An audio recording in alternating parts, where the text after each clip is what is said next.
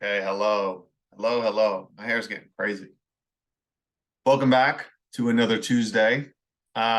This week I'm really excited. So we're going to be jumping into something that's um, very uh personal for me. And I'm sure a lot of you, at this point, we'll get into the numbers in a little bit, but cancer is something that is very common. It's expected that one in two people, I think at this point, Americans are expected to get a cancer diagnosis at some point in their life. And, it absolutely does not need to be that way. I've had some family members who have had it. And like I said, I'm sure at this point, everyone either knows someone, either personally or tangentially, who has had it. And it's only becoming more common. And the good news is, there's so much of it that's in our own hands. And I know it sounds like a little grim right now, but we're going to talk about it because this is crazy. The way that things are talked about, I'm not sure how much I can code kind of what I'm talking about today, because just to be perfectly blunt, you cannot talk about really other treatments that aren't mainstream when it comes to cancer because there's a legal precedent for that. And I'm actually going to get into that.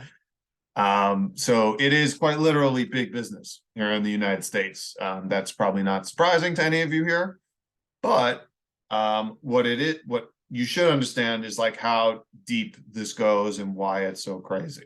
So let's get into some, statistics quick. So like I mentioned, it's expected as of now that one in two people in the United States will receive a cancer diagnosis at some point in their lifetime. You will have a lot of conventional folks say that, oh, well, it's genetic, we're better at diagnosis, and all of that is complete garbage. There were rates never close to this at any point in human history. It's just not feasible. The genetics do not change that fast. Even if it's a couple generations, you're talking it's going to take thousands and thousands of years for genes to change. So to call it a genetic disease is at best a hilarious excuse.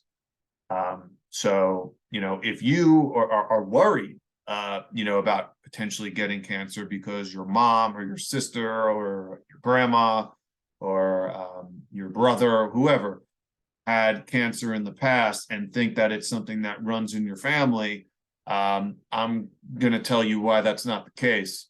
What does run in family, though, is habits. And generally speaking, those habits can lead to some issues. So, understanding that it is largely in your hands. We spend so much time talking about genes. We forget that epigenetics really run the show here. So yeah, we're going to get into it. So even as late as 2022, I found this statistic: 1.9 million people last year were diagnosed with cancer. The good news is that there are different ways we can go about it, supporting it. Can't talk about treatments. Even on a video like this, that probably can get me in trouble.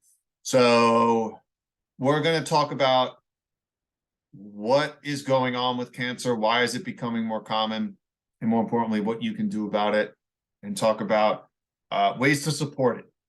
So we know there's a lot going on now. Now, again, mainstream media will tell you that there's some genetic issues.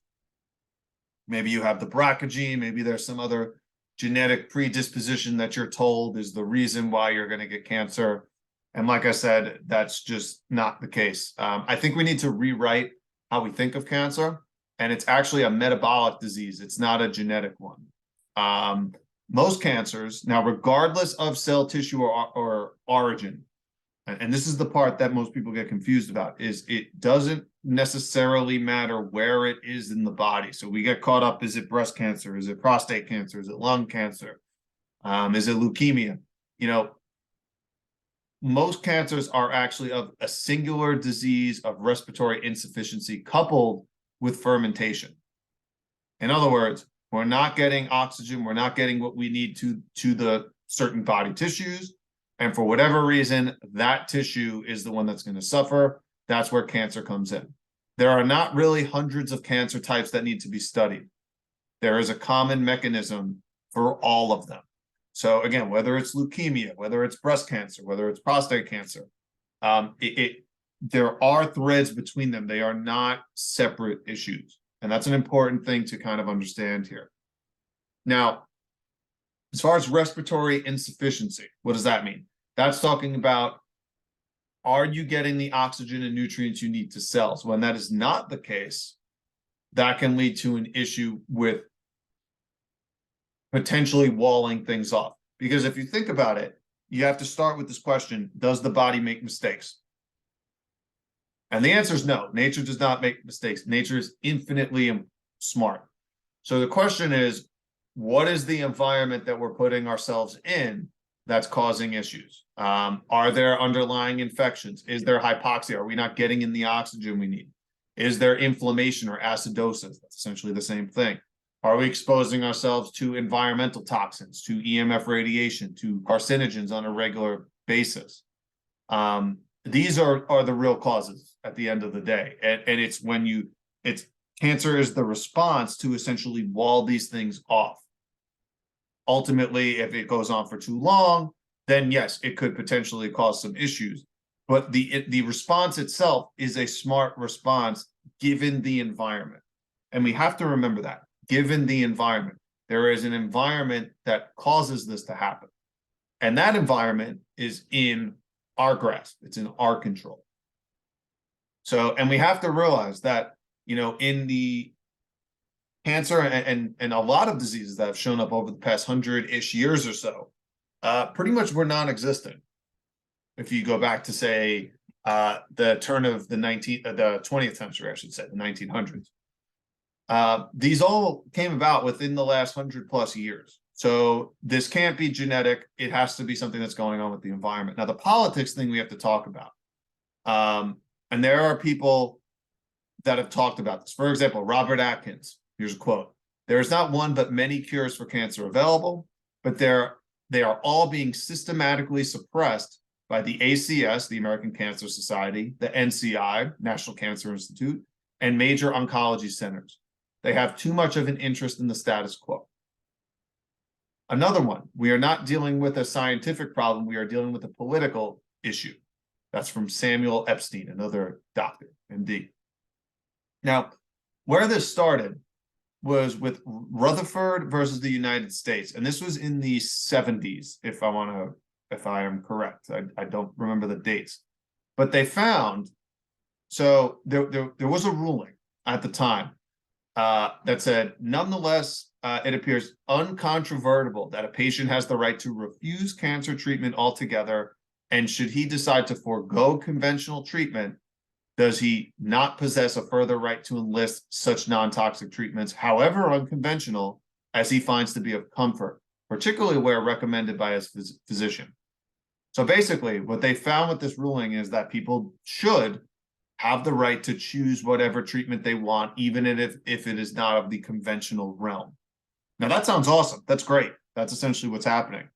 Unfortunately, the FDA actually appealed this to the U.S. Supreme Court and actually reversed its decision. And this was in 1979. So, and the FDA's position that terminal cancer patients must be ensured a therapeutic gain, that only FDA approval can assure such a gain. The opinion also stated that if FCDA standards do not apply to terminally ill patients, the FDA could ultimately lose its authority over all drugs.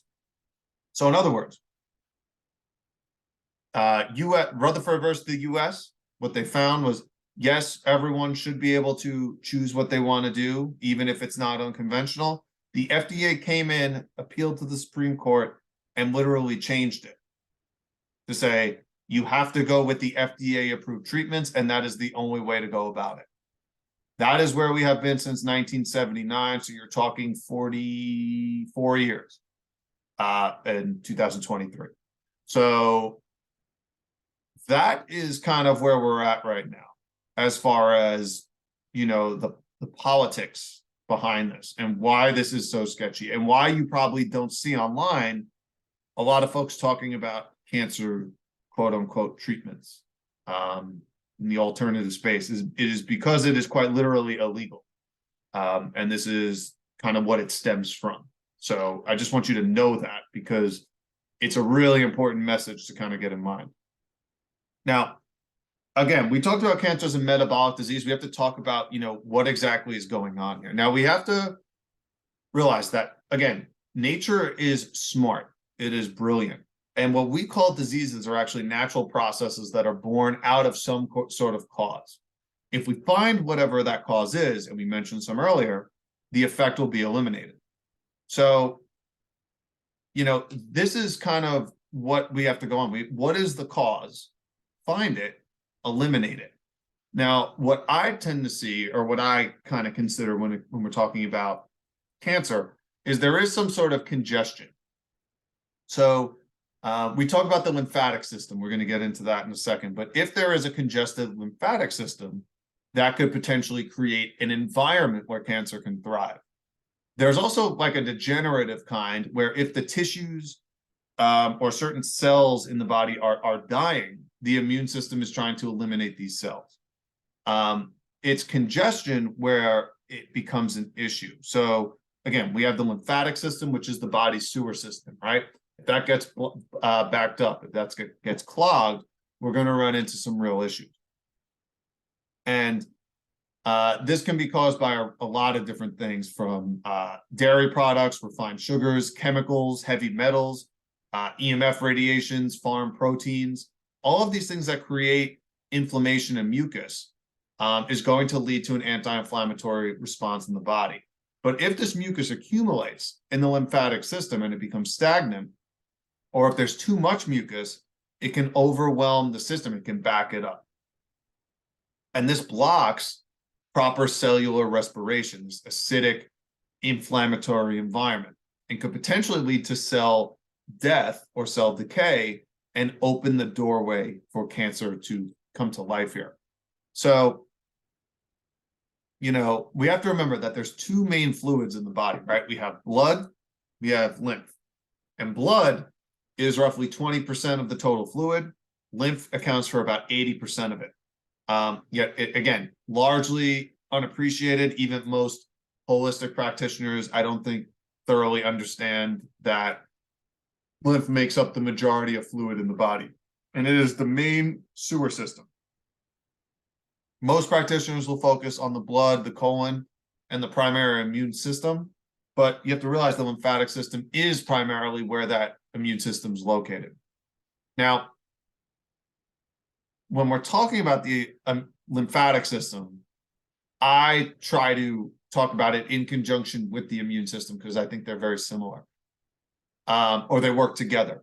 Now, the lymphatic system is going to drain primarily through the kidneys.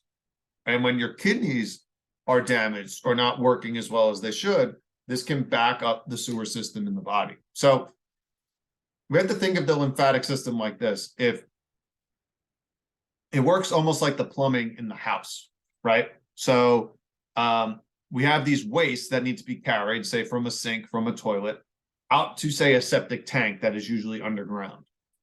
The septic tank might be what we would call a lymph node. And then from there, we have things that break it down. So these wastes are carried to the lymph nodes from lymphatic vessels, which would be what you would call your plumbing. And then in your septic tank, if you know anything about septic tanks, there's bacteria. You have bacteria in septic tanks that break down waste. We have bacteria and microbes in our lymph nodes that help break down waste. We have different white blood cells that help break down and metabolize this waste. Things like macrophages and natural killer cells you may have heard of, you can find in these lymph nodes. Then after being broken down, the final elimination of these products happens either through the skin via sweat or through the kidneys, because our lymphatic vessels, generally speaking, follow blood vessels. So they can be filtered out through the kidneys. You eventually excrete these wastes through the urine. Big picture, that's kind of what's going on. So, Compared to blood vessels, though, and this is where, like, and this is something that's fairly new, by the way. So it was only a few years ago. Now, it was thought that the lymphatic system drained into the kidneys. Turns out that we actually now know that that's the case. So we have actually lymphatic vessels that go into the kidneys. They drain, they are filtered through the kidneys, and then that waste comes out via the urine. So very cool there. Now, when we're talking about cancer, we have to think of, again, what are the primary causes of disease? And we have acidosis and toxicity. And if we're in a consistently acidic state, that's going to lead to inflammation. So inflammation is a synonym for acidosis. So if you have a lot of pain, swelling, if there's tissue destruction, this is an acidic environment. If you're constantly dealing with skin rashes or boils or pimples, or skin breakouts, this is a sign of an acidic environment. And it could be systemic. It could affect you pretty much anywhere. Now, if the lymphatic system is overburdened, again, with these, again, it could be acidic foods, it could be things from the environment, it could be toxins, it could be parasites, metabolic waste that cannot be filtered at the rate they should. Lymph nodes are going to enlarge. So think about the tonsils, for example. So if you have a lot of inflammatory foods like dairy, like refined sugars, this can cause mucus production in that mucosal lining, and then could eventually lead to tonsil swelling. You could get sore throats, you could get inflammation, you could get mucus production, cold flu-like symptoms. What is the answer you'll usually get in that case? You're going to get a doctor that's usually like, oh, we need to take out your tonsils because they're inflamed. Well, why are they inflamed? Is it that inflammatory environment that's brought on by toxins, injections, heavy metals, EMFs, poor food quality, glyphosate? Like, if we're not actually addressing that, we're going to have a big issue. What we know when it comes to cancer, though, is that cancer cells thrive in inflammatory, acidic, toxic environments. And it's important to understand this, considering 50% of Americans are going to have cancer at some point. So what am I saying? Most Americans are living an acidic, toxic lifestyle that is setting up the foundation, the terrain for cancer to thrive. Cancer cells, you have to realize, are just cells that are damaged by their waste because they cannot eliminate them properly. Because these wastes primarily are acids that need to be filtered through the lymphatic system and then eventually out through the urine or the skin. And this can lead to systemic problems. Now, and it's so important to understand this when it comes to the lymphatic system, because this is where 90% of all disease processes begin. So when this gets congested, if the sewer system backs up, these metabolic wastes are going to build up. The toxic chemicals and waste that should be eliminated are not being eliminated as quickly as they should. This could lead to cellular death, degeneration, and potentially a position where cancer cells can start to form. So that is ultimately what's going on here. If cancer can develop from acidosis, when there's acidic hormones too, for example. So like estrogen and testosterone tend to be more acidic. These types of steroid hormones, if they're not unchecked by something, say like progesterone, which is usually what balances out estrogen and testosterone, this can lead to an acidic overload. It could also lead to the adrenal glands kind of going into an overactive mode, which can again lead to more of an acidic inflammatory environment. And all this leads to tumor or fibrocystic formation and the destruction of cells. Estrogen is probably the most common, because when this goes unchecked by other steroid hormones, it causes degeneration of tissue through inflammation. So there's nothing necessarily wrong with estrogen in proper amounts, but when it's left unchecked, or progesterone is not working properly, or your other steroid hormones aren't keeping it in check, you're going to see a rise of breast and uterine and ovarian cancers, and that's cervical cancers, and that's exactly what we see. So there's a bunch of different causes, and we've touched on a bunch of them, but I want to talk about some of the big ones that are usually there, and I'll try to sugarcoat my language if I can. So the first is parasites. So parasites and mutations are almost always intertwined when it comes to cancer. Now, it's important to understand that parasites do not exist to feed on healthy tissue. They only feed on tissue that is weakened or dying. Where they will reside usually is in the gut or sometimes in the lymphatic system and lymph, because this is where, again, those waste products are. So parasites actually have a really important function in the natural world, in the natural kingdom, and it's essentially they're nature's cleaners. But the problem is if we're constantly in an environment where dead and decaying tissue is present, there's going to be more of an abundance of these. Now, your immune system is designed to eliminate these types of cells that are broken down or dying. And this is why we see an abnormal immune response in the presence of cancer or degenerative or any degenerative condition. It's because we have more viruses, more parasites in the system because there's dead or dying tissue. And as a matter of fact, your immune system is designed to respond to any type of invasion, whether it's parasites or viruses or foreign proteins, or your own weakened cells, because they can cause harm to the body. And this also includes things like acidic foods or non-native EMFs. So if we're constantly in an acidic, clogged environment and the tissues are weakened or damaged, part of the job of viruses and parasites is to clean this up.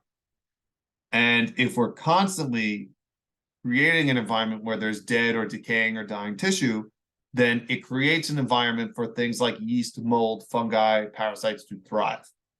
So the question is, how do we strengthen whatever those tissues are? And usually, to some degree, those at least include the tissues where the primary cancer might be found. So I hope that makes sense.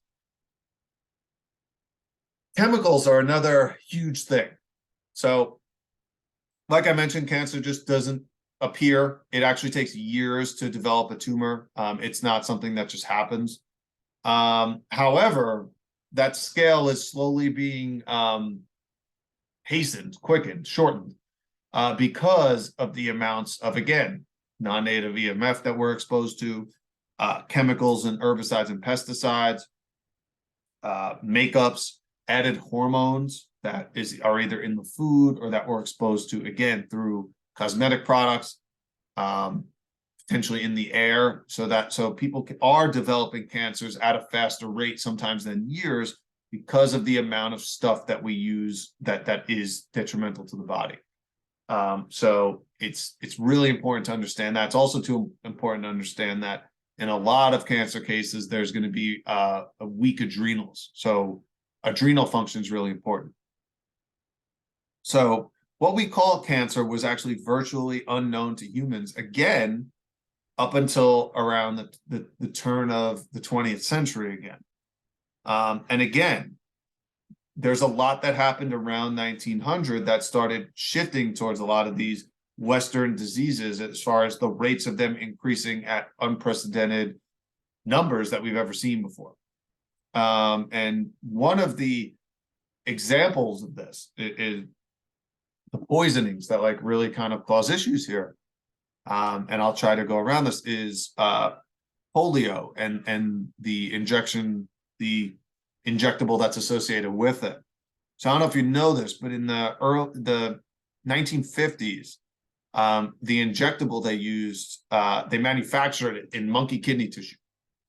Turns out it became contaminated with a monkey virus known as simian virus 40. They call it SV40. You may hear it. And they found that this would SV40 would lead to cancer in animals. Turns out this ended up in the injectable, and it was causing polio in a lot of people. And if you want to look into it a little bit, one of the examples of it is called the Cutter incident, Cutter. I want to make sure I have that right. Where this is probably where a lot of those pictures come from, where you see the iron lungs. It's usually from the Cutter incident, which is where a lot of this actually came from, which was, again, caused by the injectable itself. and not necessarily the virus or the naturally occurring wild type virus. And it's important to understand that because this has been a mistake that's been repeated over and over again for a long time. You know, and again, it's not surprising that things like autism and ADHD and obesity and cancer and heart disease, we've seen that a lot in the last few years. Heart disease really go up with the rollout of new injectables. And now they're putting a pause on it, but it's not surprising. You know, as of 2018, you know, now we're expecting 72 doses of a variety of different injectables in the first 18 years of life. You go back to say 1962, there were only 3 of 5 total doses. Sorry, 3 different ones for 5 total doses. That's a big jump in, again, like 50 years. And you have to understand that in 1986,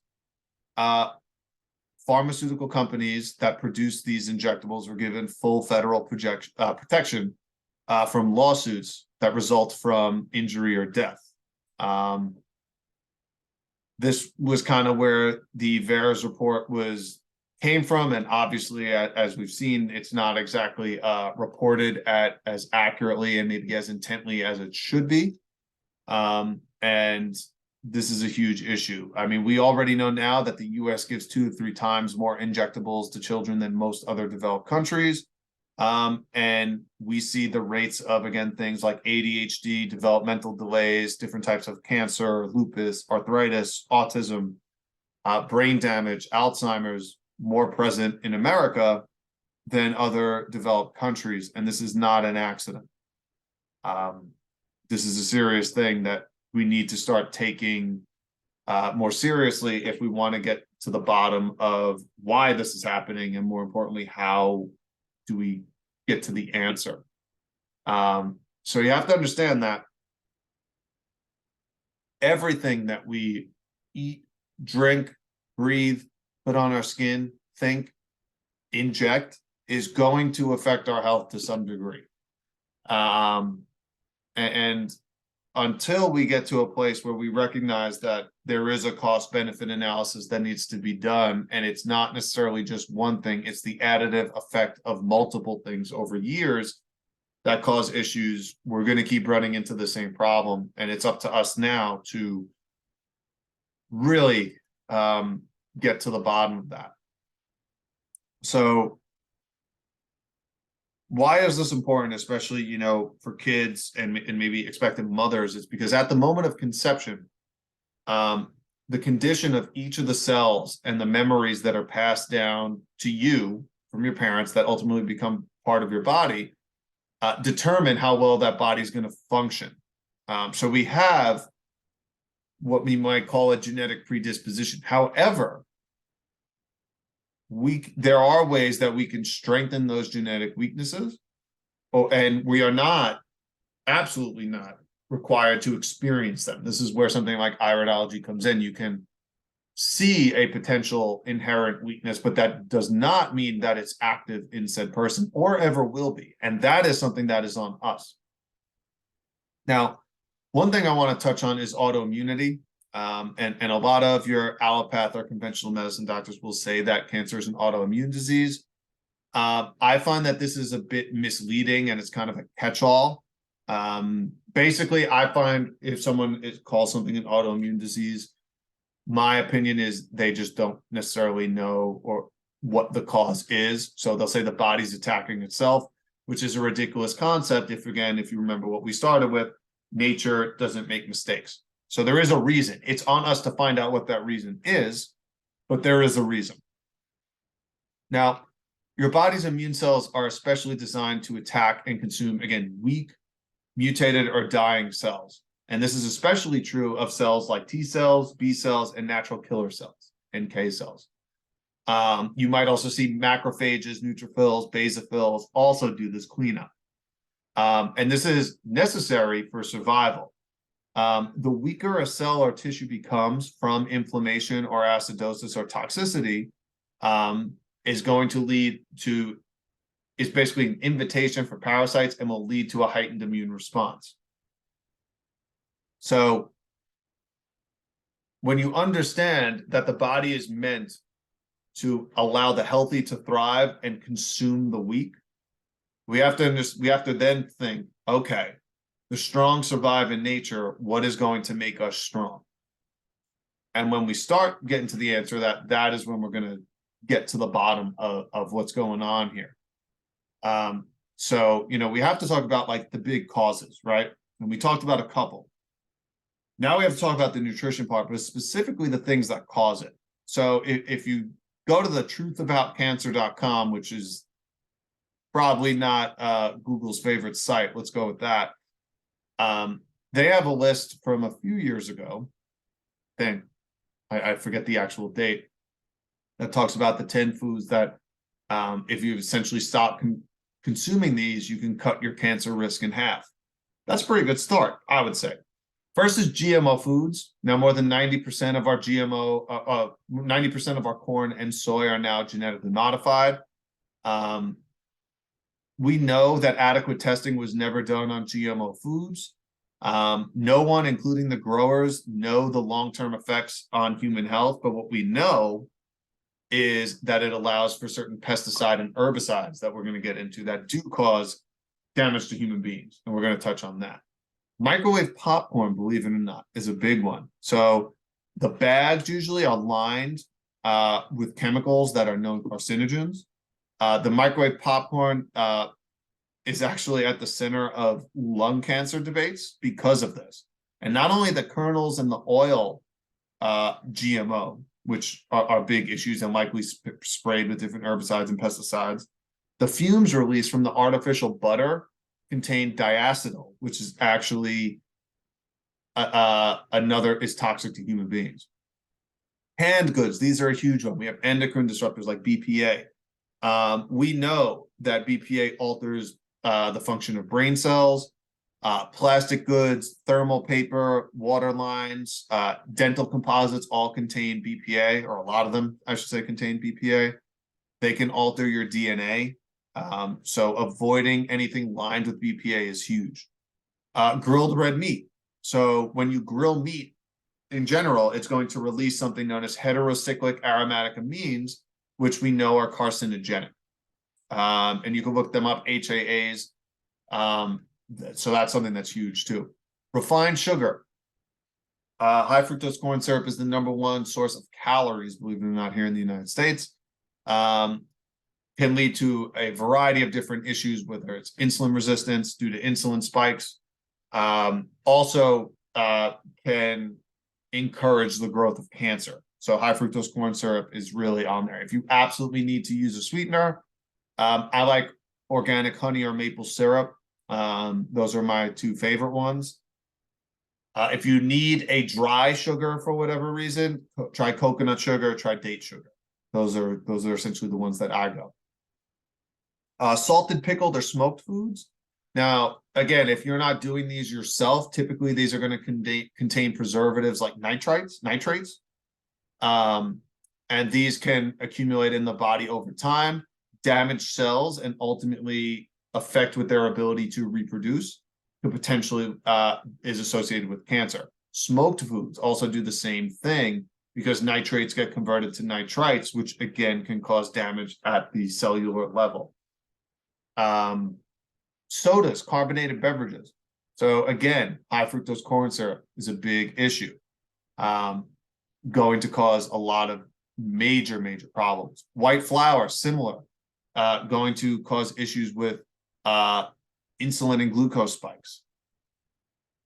Insulin resistance. We know insulin resistance is one of the gateways to being more susceptible to cancers of all kinds. Farmed fish are actually a huge one too, mostly because of what they're fed. And usually inside of that is going to include things like antibiotics, like pesticides and other carcinogenic chemicals. And we know this affects at least 60% of just salmon. So imagine other fish. And then vegetable oils are huge.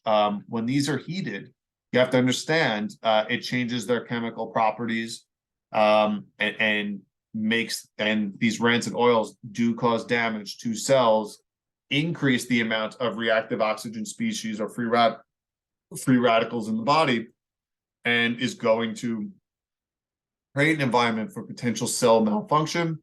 You have issues with, and then could potentially lead to cancer down the road. Okay, I need to take a sip of water. I'm going for, you just need a sip. Okay, other endocrine disrupting chemicals. So 2009. Yeah, so they know from animal models and human models that exposure to these endocrine disrupting chemicals is going to cause or play a role in the production of cancers of all different kinds again. Breast, prostate, neurological cancers. So, and also affect things like the thyroid, like the heart, like just general metabolism and obesity. So when we're exposing ourselves to, again, these different herbicides, things like glyphosate, which we're going to cover in a second, massive, massive issues and could potentially lead to cancer. Glyphosate. So we know glyphosate is actually called a probable carcinogen according to the World Health Organization, a class 2A carcinogen.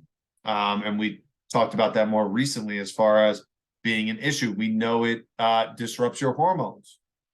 We know it can cause some issues as far as reducing sperm quality. I would look into the work of Shauna Swan. She's the one who's saying that men are going to be infertile within the next 20 years because we're constantly consuming this stuff. It affects your ability to create certain proteins and amino acids in the body. It blocks the shikimate pathway, which is found in fungi and plants and microbes, which, by the way, we are mostly microbe, right? We're mostly microbial. So that's going to be a huge issue. Microwaves. So microwaves do form, and anything that has an electrical current can cause that can emit a magnetic field.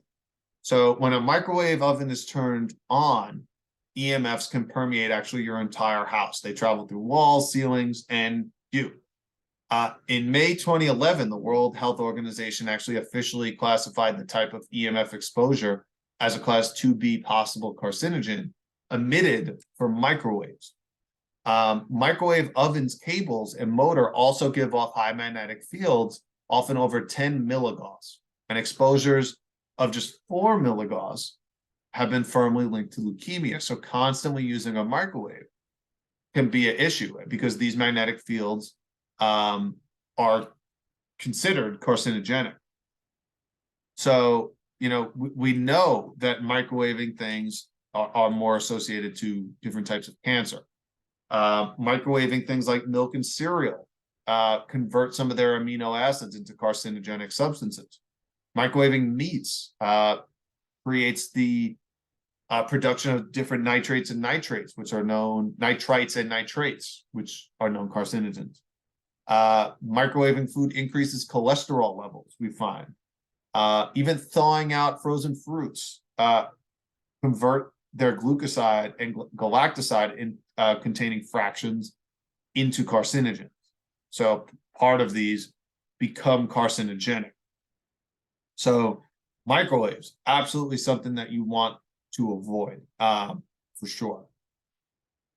Stress is a huge thing too. We know 90% of all doctors' visits in the USA are usually triggered by stress. And this mistaken belief, you know, we know that stress is a reason that people go to the doctor.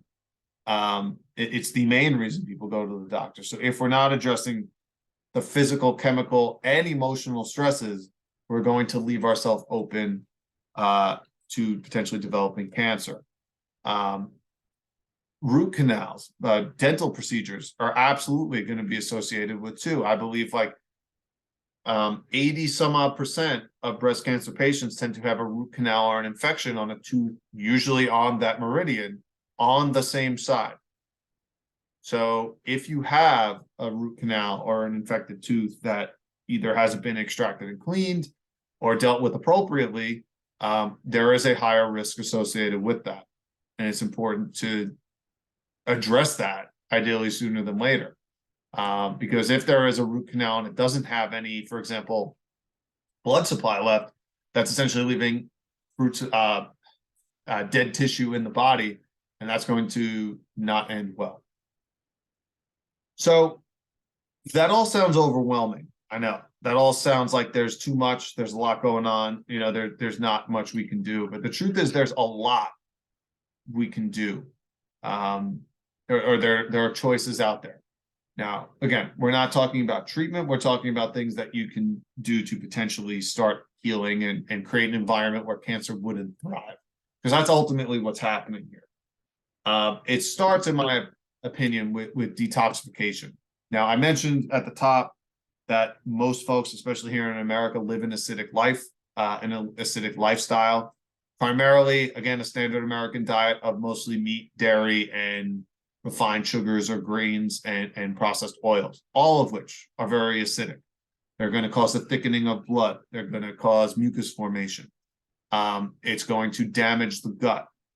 Put on top of that what we're doing with injectables, what we're putting into our food with toxic chemicals, what we're exposing ourselves to with non-native EMF radiation at levels never seen before.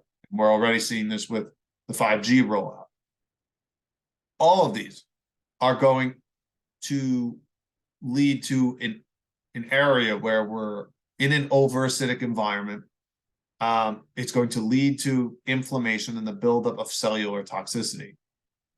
This is going to affect the function and energy of the cell. And when this happens, it could potentially lead to cancer and a disrupted immune system. And it's important to understand that how we start reversing it is by addressing whatever those factors are that we talked about that are affecting you most. So conventional foods, injectables, are we still doing those? You know, any infections that we haven't dealt with, parasites, anything like that, those are present. Deal with those. Dental procedures, or heavy metal exposure in some way.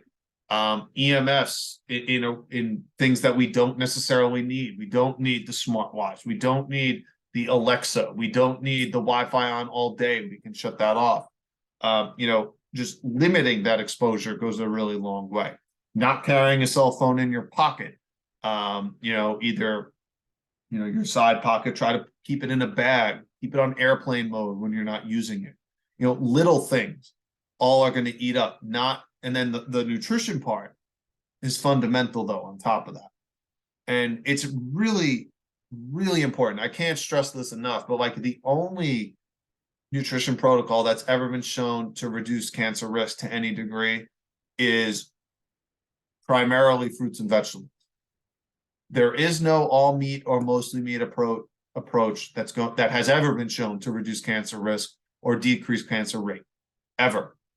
And that is wild when you consider, you know, we talk about the corruption that we find in the general allopathic community. The food industry, particularly the meat and dairy industries, play the same game. So it's wild that even with all that, they cannot